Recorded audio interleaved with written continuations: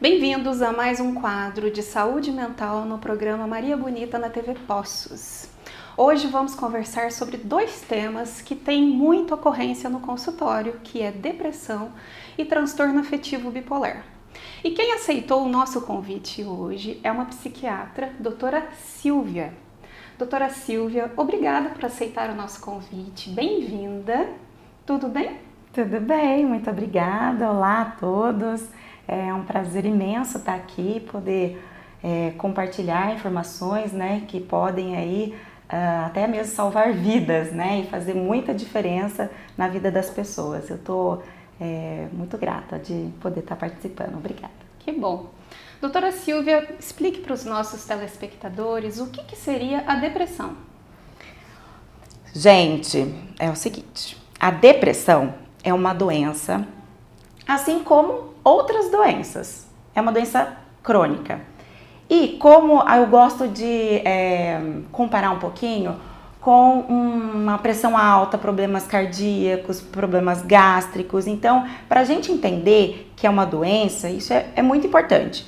Então, tem, assim como pressão alta, tem a classificação de leve, moderada e grave. Então, hoje, a gente costuma escutar muito, né? Ai, tô deprimido, acho que eu tô deprimido. E é importante a gente entender que a depressão é muito diferente do que uma tristeza, né? Então, assim, como que a gente classifica para vocês estarem atentos, né? E poder identificar se você pode ter passado por isso ou algum familiar. Então, quando passa mais de 2 semanas, um humor deprimido, uma tristeza que ela predomina no seu dia a dia, tem impacto na sua energia, impacto no sono, alteração de apetite, principalmente pensamentos, né, autodestrutivos, pensamentos catastróficos e até mesmo podendo chegar a pensamentos suicidas.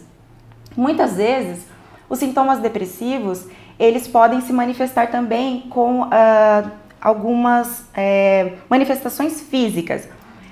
E junto com tudo isso, né, apresentar dor de cabeça, dores de estômago, uma sensação de estar carregando um peso nas costas, né? E o que faz muitas pessoas procurarem outros profissionais, né? Como um cardiologista, um gastro, e no fundo, né, tá tendo talvez um episódio depressivo. Então, eu acho importante, né, vocês estarem atentos que todo transtorno mental são comportamentos, sentimentos, tudo que vai causar um prejuízo importante na sua vida, né? E trazer, além de prejuízos sociais, prejuízos no trabalho. E, infelizmente, as pessoas só procuram, né, ajuda quando, às vezes mexe no bolso, não tá conseguindo trabalhar, né, falta, tem outras doenças. Então, eu acho importante a gente estar atento para poder prevenir.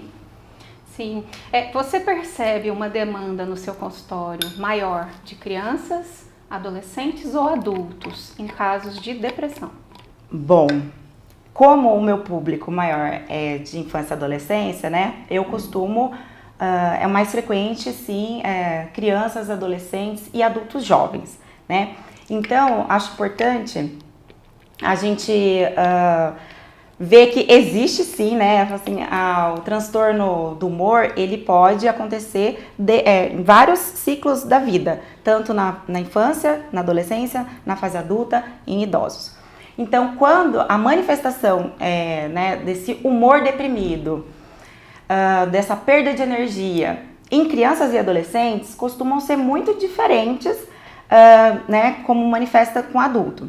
As crianças, elas podem, né, apresentar alteração de humor, assim, de não querer ir para a escola, se isolar dos amigos, aquela criança, aquele adolescente que jogava muito videogame, e até isso, perdeu o prazer, perdeu a vontade. Então, é importante que os pais, né, percebam esses comprometimentos, estarem conversando com seus filhos, e o que eu vejo muito também, infelizmente, é que às vezes os pais, eles querem né, educar com o seu papel, que é esse mesmo, né, de estar educando, ensinando, cobrando dos filhos, mas terem momentos de escuta, sabe? muitas vezes as crianças e os adolescentes, eles não conseguem, têm dificuldade de se comunicar com os pais. Sim, eu vejo muito essa dificuldade de estarem desabafando, falando dos seus sentimentos. Eu percebo no consultório muitas vezes a criança apresentando, né, ou adolescente, esse desânimo, e o pai às vezes coloca como preguiça, como falta, ele não quer fazer, ele não está interessado, só que a gente vê que existe uma cronicidade nisso. Então, até que ponto realmente é uma preguiça ou é algo que precisa ser reavaliado? Sim. Vejo também notas quando cai de uma vez por conta desse movimento mesmo de estar prostrado, sem interesse, né? Acredito que deve ser uma frequência também no seu consultório em relação a isso. Sim, e eu vejo que a escola tem um papel muito importante, né? Muitos professores às vezes conhecem muito mais os seus alunos do que os próprios pais, infelizmente, porque né, o tempo que eles estão convivendo ali na escola, às vezes é maior, né? A gente entende que hoje, na nossa correria, o trabalho demanda muito tempo dos pais, então é importante que os pais tenham pelo menos uma vez por semana, assim, momentos de lazer com seus filhos, né? Às vezes eu pergunto assim, quais são os momentos de lazer que vocês têm? A gente vai no restaurante. Gente, ir no restaurante não é um momento de lazer, né? Agora, ir num parque, ter momentos assim de ter jogos de tabuleiro, às vezes jogar um videogame junto, né? Ter momentos assim de atividades em comum, esse momento de lazer, ele é importante.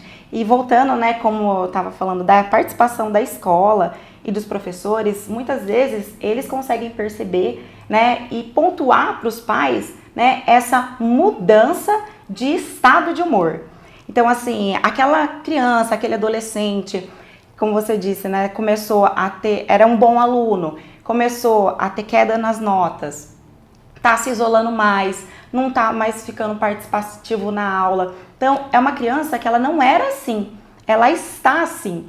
Então, isso é importante, né, para os pais também escutarem. Eu percebo que às vezes as escolas têm dificuldade, né, de transmitir essas informações para os pais, e os pais às vezes, né, por questão de não ter conhecimento ou por preconceito, muito estigma que infelizmente ainda tem, os pais às vezes recusarem escutar, negar, ou infelizmente, né, fala assim, acha que é da idade e que vai passar. Então, gente, o que é da idade? Qual que é a diferença? Se tem comprometimento no contexto social, funcional, que para a criança está sendo o estudo, as tarefas, a participação na aula.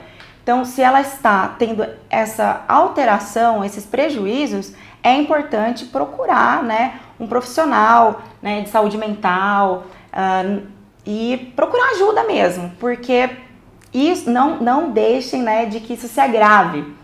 Infelizmente, existem muitos pacientes que só procuram ajuda depois que tem ideação suicida ou tentativas suicidas ou comportamentos autolesivos, né?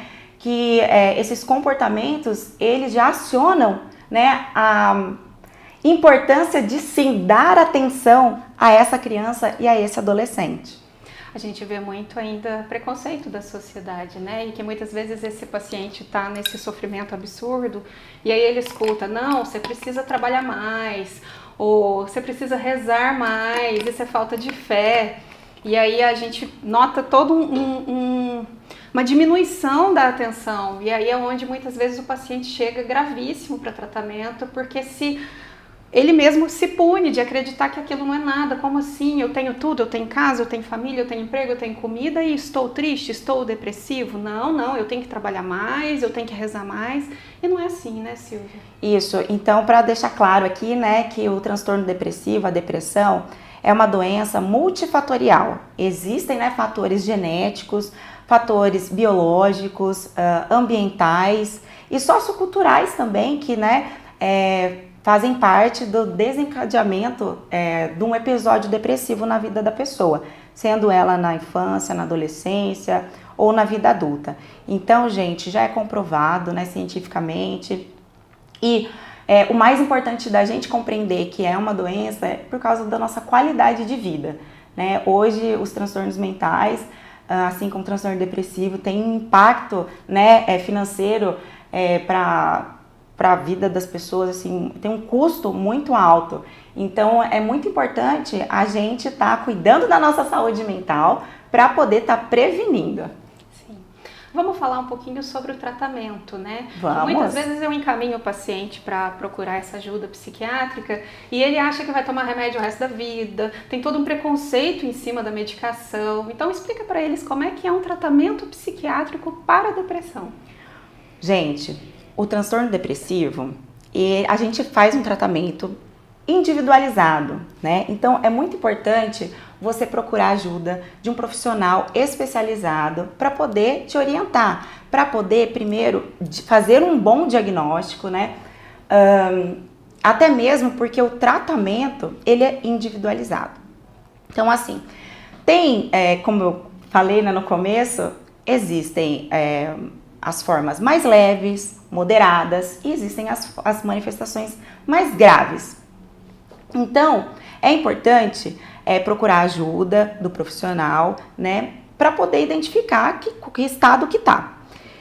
Existem episódios depressivos que são tratados apenas com psicoterapia, né? Psicoterapia, qualidade de vida, como praticar esportes, atividade física, fazer meditação. A gente já tem comprovado, né, que quando está num episódio mais leve, a gente não precisa de medicação. Mas a maioria das pessoas, né, só procuram ajuda ou então só percebe o impacto, o sofrimento, quando já está numa forma mais moderada, grave. Então, a gente precisa, né, entrar com medicação, que são os antidepressivos. Né? Não existe nenhum estudo, né, que respalda os antidepressivos que eles viciam, né? Isso eu tenho muito no consultório. A maior taxa de abandono de um tratamento é por não ter conhecimento e por medo da pessoa viciar. Então, eles não aderem a tratamento por preconceito, por estigma. Então, é muito importante que o seu médico que vai te avaliar, ele explique certinho, faça uma psicoeducação, explique o que você tem, como que funciona o tratamento, por quanto tempo você vai precisar e por que você precisa, né? Episódios mais graves, né? Às vezes, né, tem indicação e o paciente pode ter indicação de internação também, né? Que a gente precisa, né, cuidar dessa pessoa no ambiente com mais profissionais, né? Então, as pessoas têm medo de internação, mas algumas vezes, se você não cuida, né, direitinho, você não segue direitinho o tratamento, a internação é uma opção. Isso para casos graves, né? Muito graves. Sim. Gente, nós vamos fazer um pequeno intervalo, logo voltamos e após o intervalo nós vamos conversar sobre transtorno afetivo bipolar. Fiquem aí, obrigada.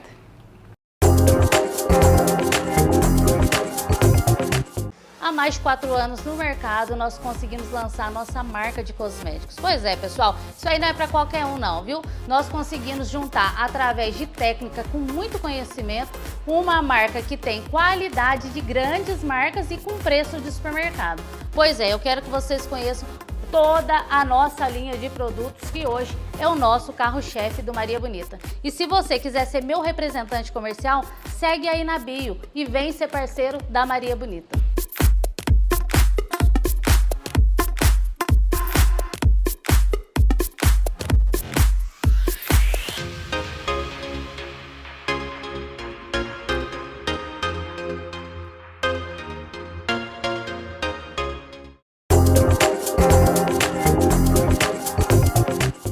Voltamos do intervalo. No bloco anterior estávamos conversando sobre depressão. Agora, no segundo bloco, vamos conversar sobre transtorno afetivo bipolar com a doutora Silvia, psiquiatra.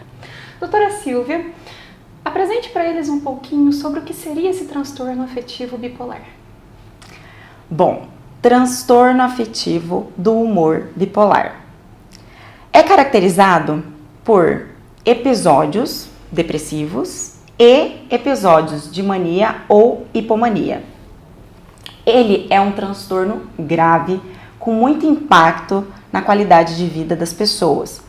É muito importante a gente estar atento, né, porque é uma doença muito incapacitante se não for tratada ou curada. E também é importante a gente ficar atento em todos os episódios depressivos. Porque o transtorno de humor bipolar, Thaís, é o seguinte: a pessoa pode manifestar vários episódios de depressão ao longo da vida e ter um episódio de hipomania ou mania. Mas o que é isso? O que é hipomania ou mania? Vou explicar da mania. Então, são episódios de que o humor ele está muito mais exaltado. O que é um humor exaltado?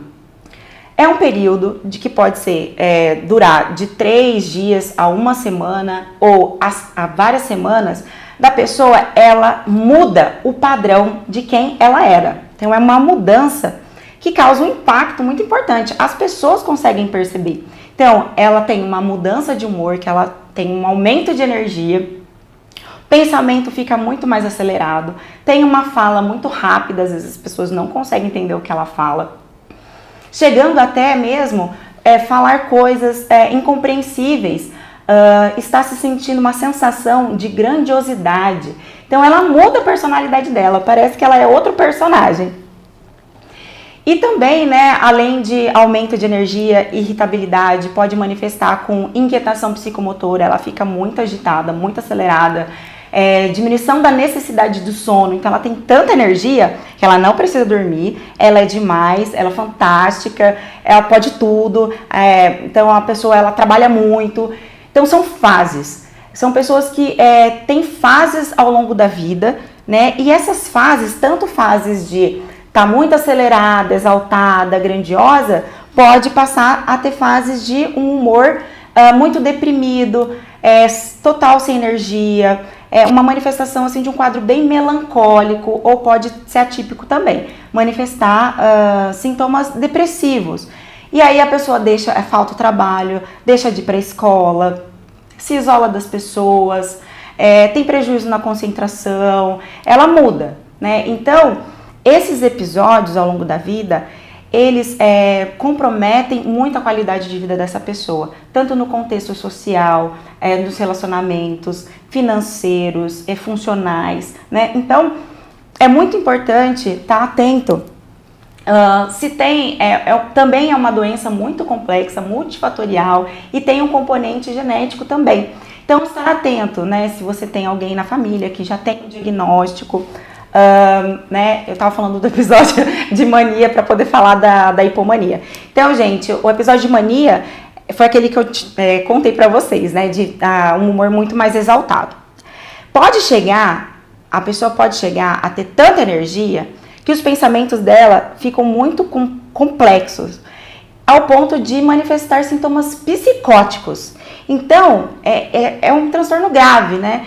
A pessoa ela sai de si. Então, ela tem um episódio, pode ter um episódio psicótico, pode esse episódio levar à internação. Tem um aumento de taxa também de suicídio por causa do sofrimento dessa pessoa, porque quando ela sai desse episódio, ela olha para trás e fala assim: meu Deus, eu fiz aquilo, nossa, que vergonha, né? Então, esse impacto, né, leva a um sofrimento muito grande da pessoa. Mas existe sim tratamento, né? Então, a diferença dos episódios de mania para hipomania é que na hipomania, a pessoa ela tem mais crítica, ela tem mais noção do que tá rolando com ela. Então, é um episódio que não é um pouco mais leve, uma submania, né? Mas também tem muito comprometimento. E ao mesmo tempo que tem comprometimento, é mais difícil dessa pessoa que tem episódios de hipomania procurar ajuda. Porque para ela tá tudo bem, né? Então só quando ela sai desse episódio e olha para trás e vê os prejuízos, então nesses momentos eles costumam procurar ajuda. Isso tem um grande impacto também na família, né? Porque a família sofre junto.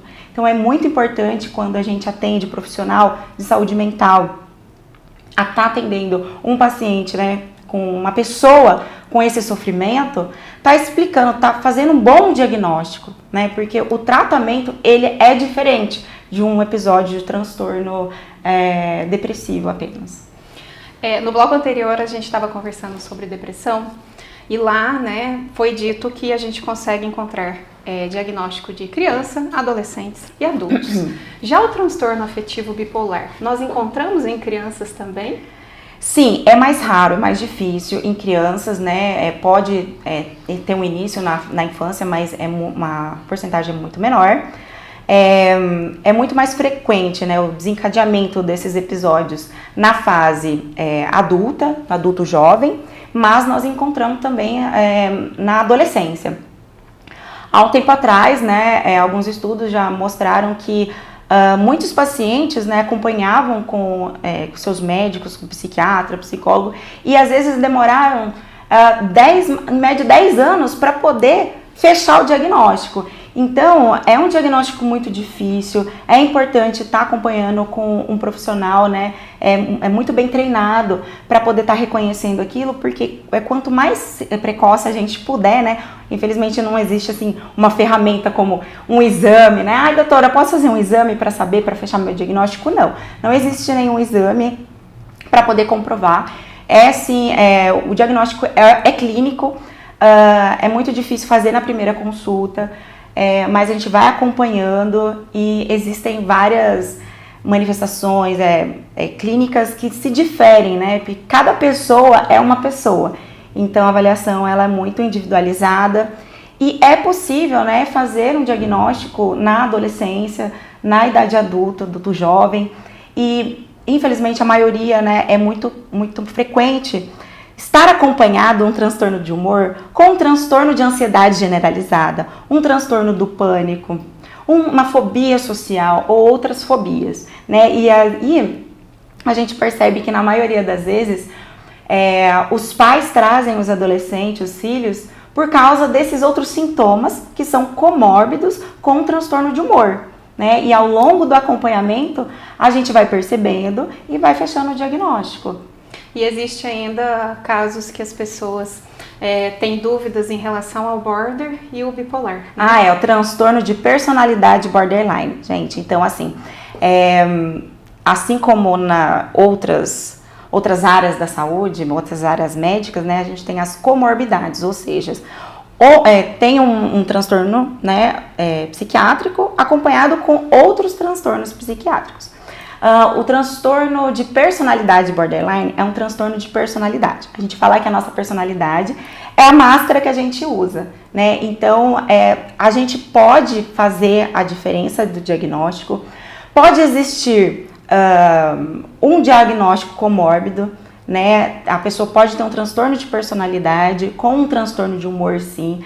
E isso daí aumenta a gravidade do caso, né? Muito mais difícil. Sim. E a importância de estar acompanhando e também acompanhar, tanto no acompanhamento médico, um acompanhamento psicoterapêutico, né? É muito importante. Meus pacientes que estão assistindo sabem, né, de quanto eu acompanho com os terapeutas, é importante. Por quê? Porque um transtorno de personalidade é um contínuo, né? Ele é mais difícil, às vezes nem é diagnosticado ainda na fase da adolescência, mas na fase adulto jovem, porque ao longo da vida a gente vai construindo, né, a nossa personalidade. Mas um transtorno de personalidade pode, assim, agravar mais ainda qualquer outro transtorno, assim como o transtorno de humor. Sim, e aí dá mais trabalho pra gente, né? Converse com eles um pouquinho, Silvia, sobre os casos de depressão mais grave, que acaba indo para o risco do suicídio, né? Então a gente pode falar um pouquinho até mesmo do tratamento do transtorno de humor bipolar.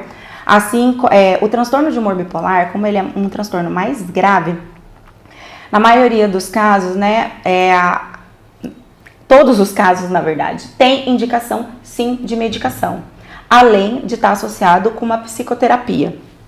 Então, a indicação do tratamento de transtorno de humor bipolar, medicação. Então, é muito importante ter esse acompanhamento por causa da prevenção, né, e do risco de suicídio, porque as taxas de tentativas e de morte de suicídio são maiores de para uma pessoa que tem um transtorno de humor bipolar, de uma pessoa que não tem um transtorno de humor ou uma doença psiquiátrica. Então, a gente precisa estar atento. E o que as pessoas, né, as famílias principalmente, elas podem fazer para poder ajudar, né? Porque como eu disse, por causa do estigma, o preconceito e o não conhecimento desse transtorno, faz as pessoas ignorarem, não aceitar, ou até mesmo, como você disse, é preguiça, é uma fase da vida que a pessoa está passando. E as pessoas que fazem o tratamento correto, que sim, vai precisar de medicação, né? E cada paciente vai ter a sua medicação individualizada. Doutora, mas vai precisar tomar remédio ao longo da vida? Vai. E olha, dê graças a Deus que existe medicação e tratamento. Né? A medicação vicia, eu vou ficar viciada. Não é um vício. Assim como quem tem pressão alta, um problema cardíaco, precisa de medicação para controlar o coração, quem tem o transtorno de humor bipolar ou um episódio depressivo vai precisar, né, fazer uso da medicação para controlar aquele episódio e prevenir outras crises ou outras viradas que a gente chama. Porque cada ciclo, né, se está uma fase mais exaltada, uma fase mais deprimida, tem um impacto muito importante na qualidade de vida e diminui também, né, o tempo de vida dessa pessoa. Então, o tratamento, gente, é muito importante. Fique atento se essa pessoa está se isolando mais, se ela mudou o padrão. Então, ela é de um jeito, hoje ela está de outro jeito, ela está diferente. O contato com a família é diferente, o contato com os amigos, uma pessoa que se isola, que está sempre triste, que teve prejuízo na escola, está tendo prejuízo no trabalho, ou então está tendo crises de ansiedade ou outras manifestações, até mesmo clínicas, né? Conversar, escutar, né? Sem julgar, sem criticar, né? É muito importante. Às vezes a pessoa ela só quer ser escutada. A gente, né, fala de uma escuta de acolhimento, uma escuta de qualidade. E hoje os pais, né, por causa da correria, por causa de uma cobrança até mesmo social, né? Não, meu filho ele tem que ser bom, meu filho ele tem que estar assim, eu não admito que meu filho esteja assado, né? Porque é muita cobrança. Então, assim, fique atente, converse sem julgar. Eu acho que isso é o mais importante para a pessoa ela conseguir se abrir, porque ela pode estar precisando de uma atenção e você pode estar prevenindo, né, uma tentativa de suicídio. Excelente, doutora Silvia. Vamos caminhando para o final do programa, mas antes de encerrar, doutora Silvia, deixe para nós suas redes sociais, seu telefone de contato. Então, vamos lá. Para quem ainda não me segue no Instagram, gente, o meu Instagram, para quem ainda não me segue, é @silvia com psiquiatra. E o telefone de contato é 359-9810-6552. Perfeito. E vocês me encontram no Instagram, @Thaís Muniz Psicóloga, Facebook também. Eu atendo presencial e online. Meu telefone de contato é 359-8886-8166. Muito obrigada por estarem aqui com a gente e nos vemos no próximo programa. Até mais!